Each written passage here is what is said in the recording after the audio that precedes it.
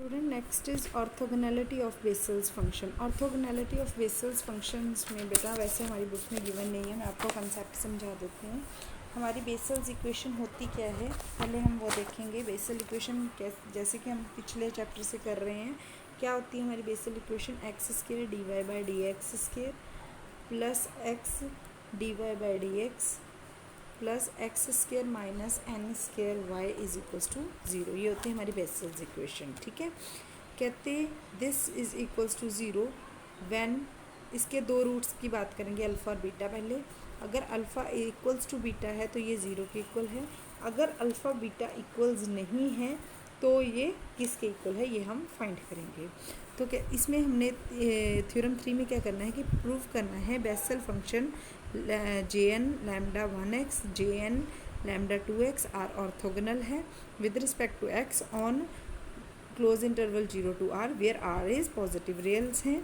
ठीक है, lambda 1 lambda 2 are roots of Jn lambda r के हैं is equals to 0 where n belongs to natural number union 0। ठीक है, consider any two Bessel function, दो ले लेते हैं, Jn लैम्डा 1x और lambda 2x where lambda 1 is not equals to lambda 2।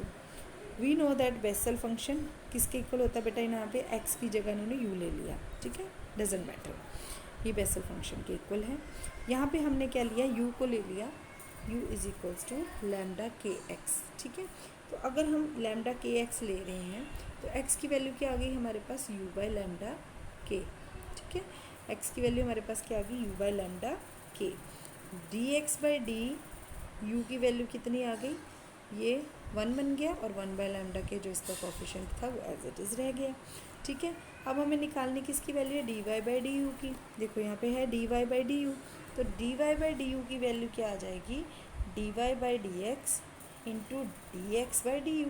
ठीक है, ये हम पार्शियल में करते हैं, तो d y by d x हमारा एज इट इज़ रहेगा, यहाँ पे आ जाएगा 1 बाई लैम्डा एक्स लैम्डा के d y by d x. ये वैल्यू हमने इसकी यहाँ से ले ली। ठीक है, तो ये देखिए बुक में हम थोड़ा सा बुक से कर लेते हैं, 1 बाई लैम्डा के d y by d x आ गया। ठीक है, अब इसको दोबारा इंटीग्रेट कर दिया, डिफ्रेंशिएट कर दिया, d square y by d x निकाल लिया, 1 बाई लैम्डा स्क्वायर के d square y by d x square.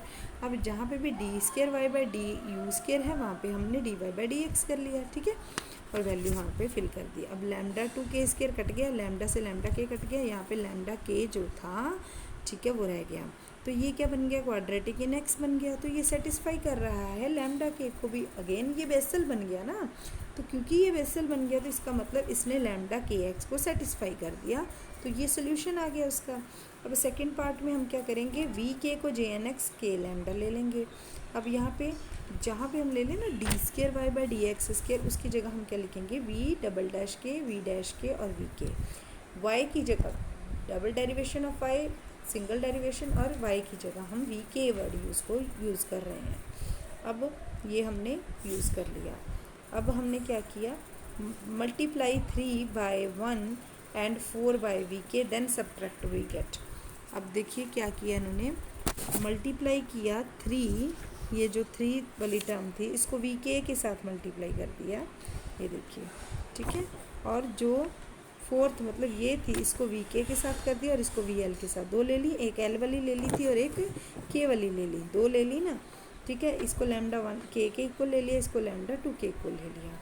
तो इधर इसको एल के साथ कर लिया मल्टीप्लाई, इधर इसको के साथ कर लिया, तो इनको सब्ट्रैक्ट करके सिंपल ये टर्म्स आ गई हमारे पास।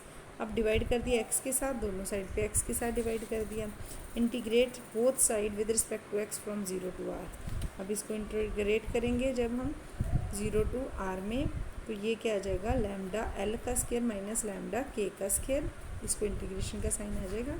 एक्स v1 और वी के, वी एल और वी के अंदर आ गए और ये जो कोफिशिएंट थे ये बाहर आ गए। ठीक है, इसको ऐसे ही रहने दिया ना, इंटीग्रेट ये वाली लेफ्ट हैंड साइड हो रही है। अब because d by d x, x v l v k dash minus v k v l dash is equals to left hand side of 5। इधर देखिए ये इसकी लेफ्ट हैंड साइड है। ठीक है, तो ये इसकी लेफ्ट हैंड साइड है। ठीक है, तो ये किस चीज़ के इक्वल आ गई, इधर हमने लिखा था r माइनस ज़ीरो, r से लेके 0 तक वैल्यूज़ फिल करनी है, तो ये वैल्यूज़ फिल हो गई इधर, और ये चीज़ किसके इक्वल आ गई, 0 to r x jn lambda x और jn लैम्डा k dx के। ठीक है, ये इधर हमने ये वैल्यू लिख दी। ठीक है, इधर हमने 0 से लेके r तक वैल्यूज़ फिल कर दी, इधर ये आ गया। ठीक है, अब ये रूट्स इसके हैं, therefore this is equals to 0, this is equals to 0, therefore 0 to r x jn lambda lx और jn lambda kx dx is equals to 0। तो इसमें कुछ समझाने लायक है ही नहीं, this is very simple equation of Bessel's function.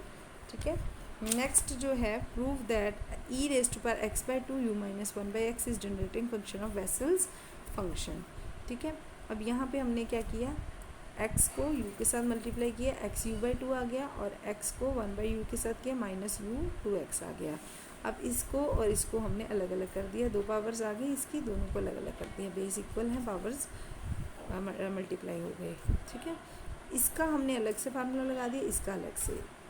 e का formula क्या होता है, 1 प्लस एक्स का स्क्वायर प्लस एक्स का cube up to so on, and नीचे 2 फैक्टोरियल 3 फैक्टोरियल 4 फैक्टोरियल 5 फैक्टोरियल, ऐसे ये चीज़ चलती रहती है।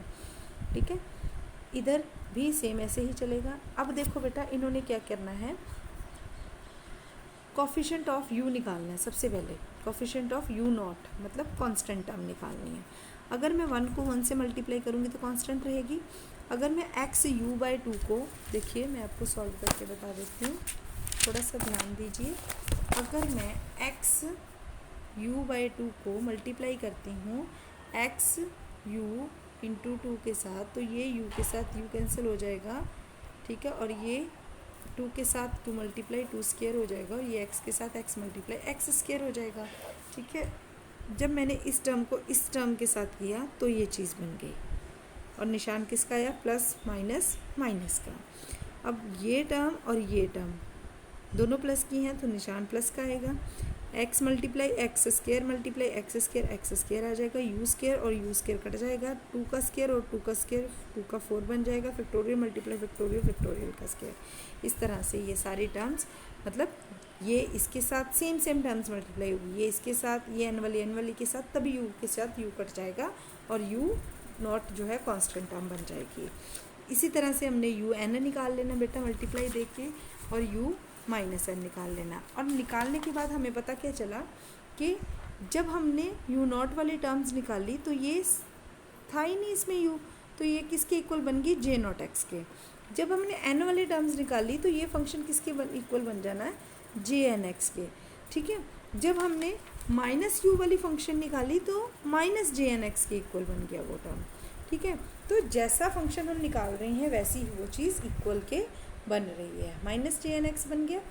सो कहते इसका मतलब कि जब हम इसको एक्सपेंड करेंगे तो ये कैसे एक्सपेंड हो जाएगी, ये वैल्यू किस तरह से हम लिखेंगे, J naught plus J one plus J two, मतलब जे नॉट की वैल्यू में naught 1 2 3 4 up to so on n, फिर -1 -2 -3 -2 up to so on this. इस तरह से कहते हैं इन वैल्यूज़ को हम लिखेंगे, और यहाँ पे आ जाएगा x is equals to -infinity to infinity, क्योंकि माइनस और प्लस दोनों ही वैल्यूज़ हैं, सारे के सारे इंटीजर्स आ जाएंगे, J n x u n x. तो ये था जनरेटिंग फंक्शन हमारा किसके इक्वल होता है, इस चीज़ के इक्वल जो है हमारा जनरेटिंग फंक्शन होता है। ठीक है, इसको हम इस फॉर्म में भी लिख सकते हैं बेटा, ये जनरेटिंग फंक्शन को हम इस फॉर्म में भी लिख सकते हैं, जे नॉट एक्स। अब देखो जे 1x u भी है और जे -1x -u भी है, तो इसको हम दोनों को 1 बना के, ठीक है, इसको और इसको सेम ब्रैकेट में हम रख सकते हैं। ठीक है, जे -1/u, u square plus 1/u square, u cube minus 1/u cube. ठीक है, किया क्या हमने, माइनस जे और प्लस जे जो है उसको किसी तरह से इक्वल कर लिया। ठीक है बेटा, तो ये थे हमारे जनरेटिंग फंक्शन। नेक्स्ट आ जाएंगे trigonometry expansion in terms of Bessel function. अब इसको हमने इसी को यूज़ करना है, ये जो हमने यूज़ किया था ये वाला नोट यहाँ से इसको हमने ले लिया यहाँ पे। अब देख रहे यू की वैल्यू ली हमने आयोटा ई आयोटा फाई, तो ये हमारी किसके इक्वल होती है, cos phi plus iota sine phi के। ठीक है, अगर हम यहाँ पे माइनस लेते हैं तो यहाँ पे माइनस आ जाएगा। ठीक है, तो ये दो वैल्यूज़ हमने ले ली, 1/u की और u की। अब इसको माइनस किया तो इसको और इसको अगर हम माइनस करेंगे तो साइन वाली वैल्यू कॉज वाली कट जाएगी, अगर प्लस करेंगे तो साइन वाली कट जाएगी। तो इस तरह से जब हम प्लस और माइनस करेंगे तो यहाँ 2 कॉज के फाई आ जाएगा या 2 आयोटा साइन के फाई आ जाएगा। तो इस सब की वैल्यूज़ हमने यहाँ पे फिल कर दी। वैल्यूज़ फिल करने के बाद क्या किया, देखिए वैल्यूज़ फिल करने के बाद ये सारी वैल्यूज़ हमारे आ गई। अब हमने रियल और इमेजिनरी को अलग अलग कर दिया। ठीक है, इक्वेट कर दिए, this is equals to this and sine x sine phi is equals to this, which proves 1 and 2। कैसे किया देखिए, ये हमारे पास आ गया j0x plus 2 cos 2 phi j2x plus 2 cos 4 phi jnx। तो ये आ गया e iota x sine phi. ठीक है, ये 2 के साथ 2 कट गया ना, e iota x sine phi 2 phi. ठीक है, अब हमने क्या किया, दिस इम्प्लॉयज़ कहते ये चीज़ किस चीज़ की इक्वल आ जाएगी, इस चीज़ की इक्वल कॉस एक्स।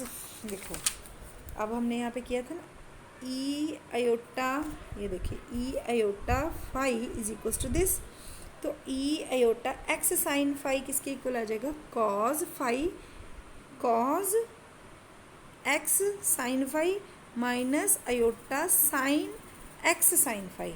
ठीक है, मतलब ई की power iota x sine phi फार्मूले के अकॉर्डिंग किसके इक्वल होता है, cos x sine phi plus iota sine x sine phi. ठीक है, ये इसके इक्वल आता है। तो जब हमने इसकी वैल्यू फिल की तो अब हम क्या करेंगे, कॉज है रियल पार्ट और ये इमेजिनरी, तो यहाँ से रियल निकाल के इसके इक्वल कर देंगे और यहाँ से इमेजिनरी को इमेजिनरी के इक्वल कर देंगे। तो ये करने के बाद कहते हैं हमारा पहला और दूसरे का प्रूव हो गया। ठीक है, अब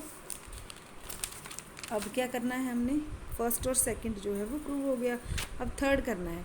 तो कहते हैं थर्ड को प्रूव करने के लिए हम फाई को π/2 फाई में एक्सचेंज कर देंगे। अब साइन फाई की जगह अगर हम π/2 फाइन करेंगे तो ये साइन की जगह कॉस बन जाएगा और ये साइन की जगह कॉस बन जाएगा। तो इसको इस तरह से अगर हम करेंगे तो ये साइन की जगह कॉस आ जाएगा और कॉस की जगह साइन आ जाएगा। तो ये हमारा थर्ड और फोर्थ पार्ट भी प्रूव हो गया। अब फाई की जगह अगर π/2 फिल करेंगे तो कॉस और साइन आ जाएगा। तो ये हमारा इस तरह से सारे पार्ट्स जो है वो प्रूव हो गए। नेक्स्ट वीडियो में हम एग्जाम्पल्स करेंगे।